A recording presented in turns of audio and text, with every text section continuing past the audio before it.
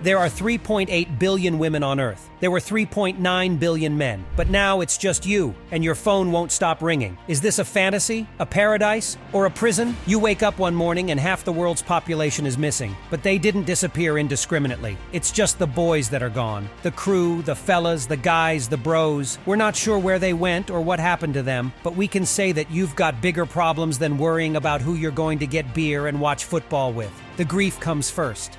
Then it's the girls. And then comes the big question, repopulation. Are you up for it? Being solely responsible for repopulating the world, one female at a time, might sound like fun. But in reality, it's a lot of hard work. Since 1973, male sperm counts across America and Europe have been going down. No one really knows why, but many scientists believe that pollution, stress, smoking, and drinking are probable causes. To restore the human race, you, the last man on Earth, would be expected to do whatever it takes to boost his fertility. To raise your testosterone levels, you'd want to exercise regularly and take lots of vitamin D. You'd also have to increase your vitamin C and zinc intake, since they're both crucial antioxidants you need for healthier sperm. As for alcohol, while it might be a great social lubricant, it won't help you get anyone pregnant, due to the negative effects it has on fertility. But if the idea of no more beer keeps you up at night, that won't do you any favors either, since getting enough sleep and reducing stress are just as important. But less stress is a big thing to ask for when half the world and their dad is suddenly missing, and it's up to you to repopulate the Earth. Given the gravity of the situation, you probably wouldn't get to enjoy your time with 3.8 billion eligible bachelorettes. More realistically, you'd probably be set up in some kind of fertility clinic for efficiency's sake. And while you could probably count on a closed door, everyone's still gonna know what you're doing in there. But they don't have to know your method. Assuming the internet is still up and running, you might want to consider getting a VPN. Now you might be thinking, why do I need a VPN if I'm the last man on Earth? You won't be asking that question when you're suddenly getting messages from millions of ladies who now know everything about you, from your favorite foods to where you shop for underwear. Of course, you don't actually have to worry about that happening, because we'll never get to a point where there's only one man left on Earth. That being said, evidence suggests that roughly 6,000 years ago, due to climate or ecological factors that seem to have had a greater impact on the male population, there was only one man for every 17 women. In more modern examples, wars have been the biggest factor causing a gender imbalance between men and women in a given society. In the absolute worst-case scenario, scientists estimate that we'd need a mix of 98 healthy men and women to establish a stable,